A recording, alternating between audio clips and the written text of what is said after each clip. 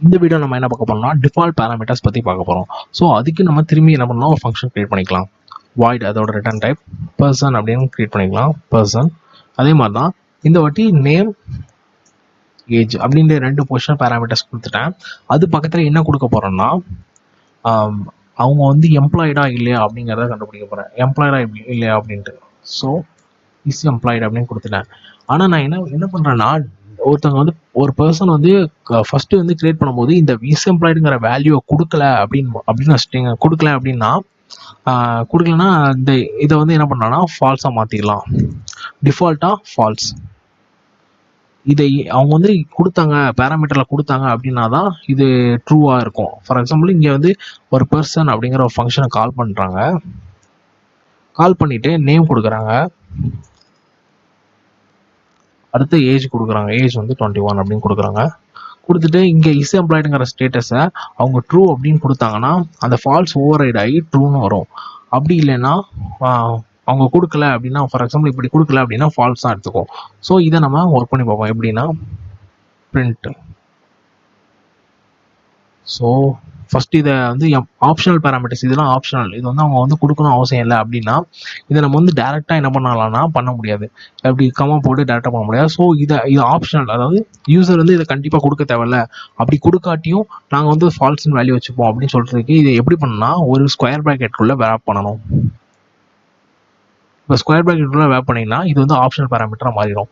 So இப்போ இப்படி தான் நம்ம ஆப்ஷனல் பேராமீட்டர்ஸ் எப்போ பண்ணணும். ஸோ இதை வந்து இஸ் எம்ப்ளாய்டுங்கிறத நம்ம ஃபங்க்ஷன் கால் பண்ணும்போது கொடுக்க தேவையில்லை. கொடுத்தாலும் பிரச்சனை இல்லை, கொடுக்காட்டி பிரச்சனை இல்லை. ஸோ இப்போ நம்ம பிரிண்ட் பண்ணி போவோம். பிரிண்ட்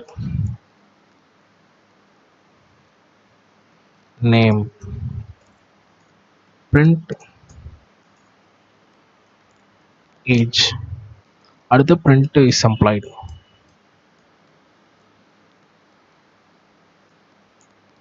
டிஃபால்ட்டாக என்ன வேல்யூ கொடுத்துருக்கோம்னா ஃபால்ஸ் கொடுத்துருக்கோம். ஸோ இப்போ நம்ம வேல்யூ கொடுக்கலன்னா ஃபால்ஸ் தான் வரும். ஸோ இதை இப்போ நம்ம பர்சன் நான் கால் பண்ணிட்டேன். அவினாஷ் நேமுக்கு அவினாஷ் கொடுத்துருக்கேன். ஏஜ் 21 கொடுத்துருக்கேன். இஸ் எம்ப்ளாய்டுங்கிற ஸ்டேட்டஸ் வந்து நான் கொடுக்கல. ஆனால் டிஃபால்ட்டாக என்ன வேல்யூ எடுத்துக்கணும், ஃபால்ஸ் எடுத்துக்கும். அது ஆப்ஷனல், கம்ப்ளீட்டாக ஆப்ஷனல் ஆயிடுச்சு. ஸோ ஆப்ஷனலுக்கு நான் ஸ்கொயர் ப்ராக்கெட் யூஸ் பண்ணி நம்ம மென்ஷன் பண்ணியிருக்கேன் பேராமீட்டர்ஸ்லாம். இதே மாதிரி தான் நீங்கள் ஒருவேளை நேம்டு பேராமீட்டர்ஸ் கொடுத்தாலும் இதே மாதிரி கேர்லி பேசிஸ் போட்டு இந்த ஸ்கொயர் ப்ராக்கெட் போடணும் கண்டிப்பாக. ஸோ இப்போ நம்ம இதை ரன் பண்ணி பார்ப்போம். இப்போ ரன் பண்ணி பார்த்தா நமக்கு என்னென்ன வரும்னா நேம் வரும், ஏஜ் வரும். இஸ் எம்ப்ளாய்டு நான் கொடுக்கல. ஸோ டிஃபால்ட் வேல்யூ ஃபால்ஸ்னால ஃபால்ஸ். ஒரு டிஃபால்ட் வேல்யூ நீங்கள் ட்ரூன்னு மாற்றினீங்கன்னா உங்களுக்கு ட்ரூ தான் பிரிண்ட் ஆகும். பாருங்க, ஏஜ் 21 ட்ரூ அப்படின்னு பிரிண்ட் ஆகும். ட்ரூ பிரிண்ட் ஆகிட்டு அதே மாதிரி நீங்கள் வேல்யூ கொடுக்கலன்னா இது எப்படி இருக்கும். ஃபார் எக்ஸாம்பிள் நான் வேல்யூ கொடுக்குறேன், ஃபால்ஸ்னு இஸ் எம்ப்ளாய்டு ஸ்டேட்டஸ் வச்சுக்கிறேன். இப்போ நான் வந்து பொசிஷனல் பேராமீட்டர்ஸில் இதுக்கு அடுத்த ட்ரூ அப்படிங்கிறத நான் கொடுக்குறேன். ட்ரூ அப்படின்னு கொடுத்தேன்னா இப்போ பாருங்க, ஃபால்ஸ் தான் டிஃபால்ட் வேல்யூ, ஆனால் எனக்கு ட்ரூ தான் வரும். ட்ரூ தான் வந்திருக்கு பார்த்தீங்களா. ஃபால்ஸ் தான் டிஃபால்ட் வேல்யூ, ஆனால் இங்கே நான் டேரெக்டாக ட்ரூன்னு ரெப்ரசன்ட் பண்ணியிருக்கேன்.